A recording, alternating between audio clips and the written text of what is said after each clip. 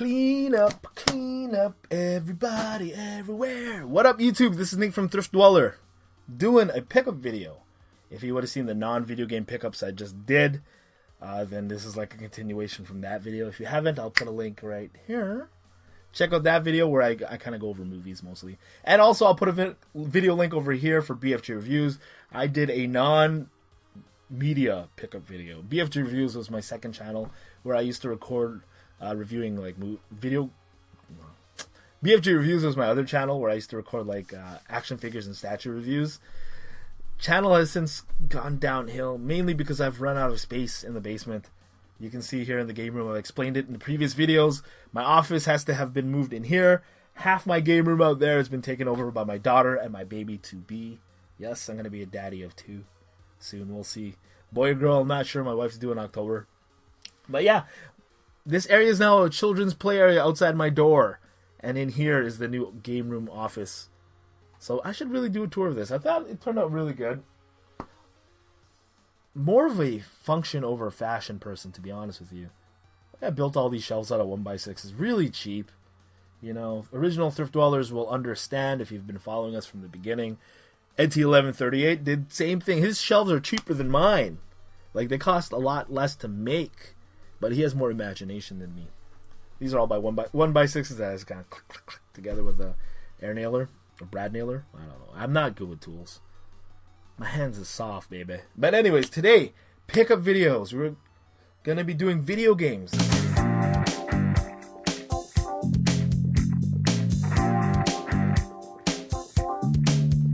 In this one, because I want to clean off this desk. And just to honor my late puppy that passed away, Abby, we are going to have a new segment in this video, but I'll spring it on you, a surprise, if you haven't seen it before. But as we always do, 3 segments in this video. First segment, ding, ding, ding. Shelf padding. Games we pick up because they were cheap, and we picked them up because they were cheap. We probably didn't need them or whatever. They were just inexpensive. Garage sale season is upon us. Again, here in Canada, you got Crash Bash, no manual. NHL 99. They're my neighbors. I'm not going to lowball them. They already gave me a good price anyways. Game Day NFL 2004. Crash Bandicoot. And the Amitras pickup. Or is it Abby? I think I'm going to call it the Abby pickup of the video. For $1. Spyro Year of the Dragon. This game has gone up a little bit. So for $1 there, I'm very happy to pick that up. But I don't need it because I already have it over there. But, you know, good value, garage sale season. I can see why people like CJ are very addicted when they go garage sailing. I don't have the time anymore, man. Like, work and baby and stuff, it's very hard. Maybe when my kids get older and I don't have to be as labor-intensive watching them, I might have more time for garage sales, but, yeah. Right now, not really. Recently did some cover reproduction project stuff. These games were all loose. One of the main things I'm going to be doing... Oh, these games were all loose, sorry. One of the things that I'm going to be doing is cleaning up this big box of, like, games that are missing covers and shit. And printing out covers from the coverproject.net or whatever resources there are out there. Some covers I can't find. So if you have a website or whatever that, you know, is a good resource to find covers.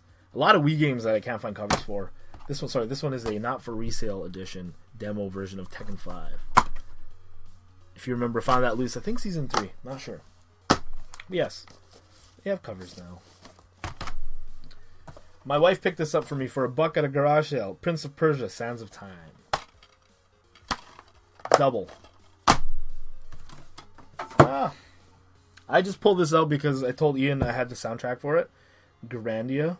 And I didn't know where the hell this soundtrack came from. It came from the Dreamcast version. There you go. Lester would be pissed because I don't have this in a case. I can't remember. I think I got this from the lady at the flea market. Persona Arena 4. Persona 4 Arena soundtrack. Which, really do enjoy soundtracks. Very happy. You remember I picked this one up too. I'm thinking, how am I going to store these soundtracks? I'm sure this came with like a box set or something like that. Ocarina of Time soundtrack for $1 at the thrift store. Pretty sure I showed this already, but like I said, I want to make it a cohesive thing the way I store it. So I don't know, reproduction covers. Not sure if I want to put them in a binder. We'll see. Good friend of mine from Retro Bomb Collectibles.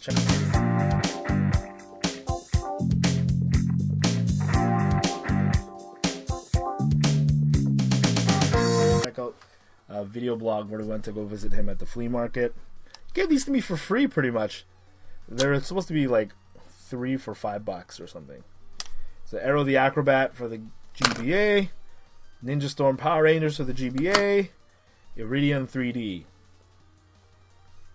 So those were free because obviously we do business a lot together. And yeah, he hooked it up because it probably paid for something full price. I always give him good deals, and I make him guilty when I see him. And I'm like, hey, remember that time? And very happy at a liquidation store. $2. These are all Nintendo DS cases. There's 20 in each of these. I bought 3 packages. So yeah, I got like 60 Game Boy DS, or Game Boy, Nintendo DS cases for my shelf, which I'll show you over here.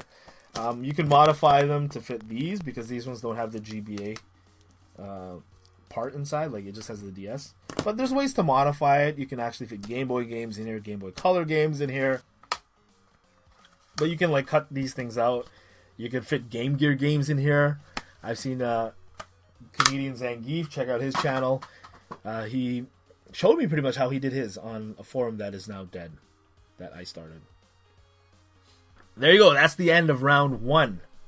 Round 2, ding, ding, ding. No cheaps. Games that we bought because we wanted to get them. Now this game, one of my favorite games on the Nintendo,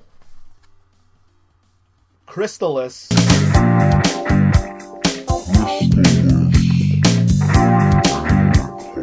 For the Game Boy Color. I'm very interested. Oh. I made this myself, you see. So what I did was to fit a Game Boy Color game in there. It's the same width as a Nintendo GBA game. It's the same width as a regular cartridge, so I just cut out the bottom part there, and it can snap in. And it snaps in and holds it. Not as securely as like a Game Boy Advance game would fit in there, but it fits, and it works. And then obviously I put a reproduction cover on it. I don't know why it's backwards like that. But there you go. Very interested to try this game out. I know there's a couple differences from the Nintendo version. Updated cinematics, digitized human speech, which is probably different from the Nintendo one.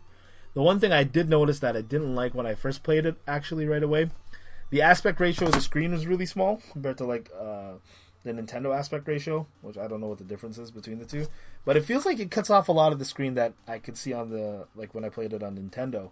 You get that really becomes a problem in games like Mega Man on the Game Boy Advance, or Game Gear? Game Gear, yeah. Mega Man on the Game Gear.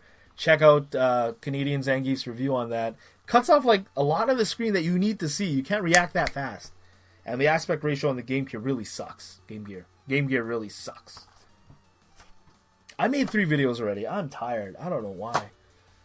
Ugh. $5. Heroes of Might and Magic. I thought I would love this game because I love the computer version of this game. Heroes of Might and Magic 4 I got up to. Bought all of them. I can't find them. I don't know what happened to them when I moved out of my parents' house. But I bought all of them, like from 1 to 4.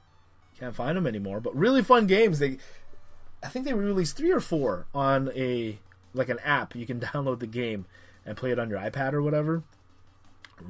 I really should get that because this is not a good version of Heroes of Might and Magic. Cuts out everything that you love about the original Heroes of Might and Magic game. Or they tried to put it into a Game Boy version of it, and it didn't work for the most part. I don't know why this isn't in no cheaps. Maybe because I thought I wanted it when I bought it for $5, and I didn't end up liking it when I got it. But I'm stuck with it now because I can't throw anything away. Thriftdweller. Same garage sale at the beginning of the video I mentioned. My neighbor, I probably would have lowballed people, but since they're my neighbor, I can't. So I think I got these for $10 for all 3 of these. Lord of the Rings Conquest for the PS3. There you go. Mass Effect 1 and 2. Very happy to find these, actually. Canadian studio developed this game. So very excited to play it. Lester raves about Mass Effect, I believe. Because Lester was a big 360 fan. He chose 360 over PS3. And I didn't. Flicks and Pics video. If you haven't seen, I'm currently editing the video, so I don't know if it's going to be out after or before this video comes out. But there's a day that Lester, Gary, and myself with Ian went out game hunting. And visited again our friend at Retro Bomb Collectibles.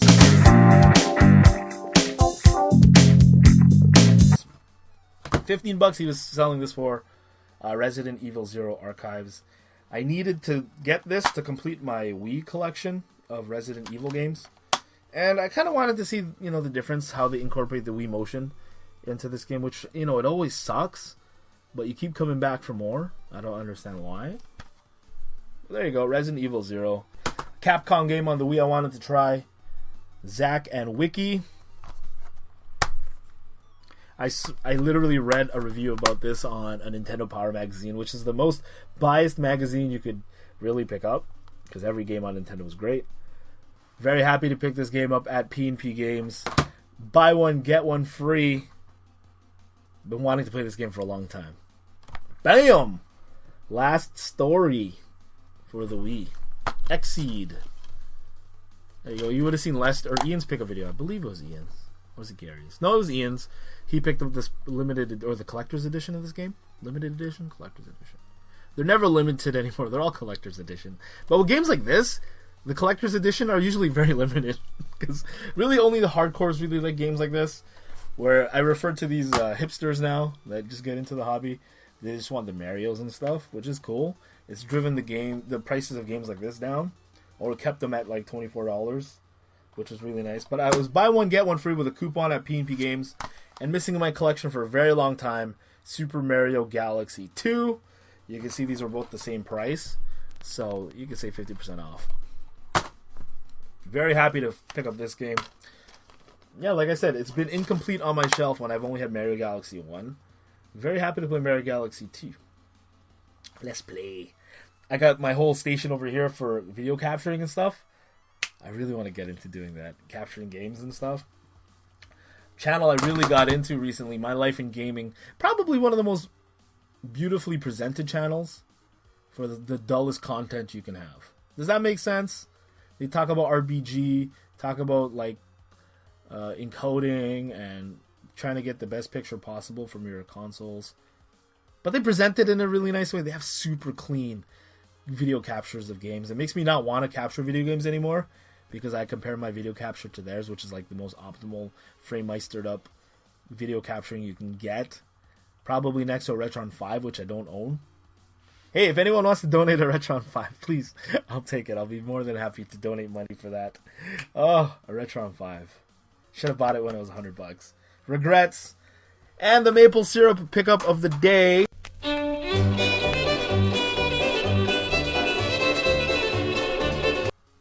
One of my goals in video game collecting was to collect all the games that meant something to me as a kid. Have this game, but not complete in box. But now I do! Kid Icarus.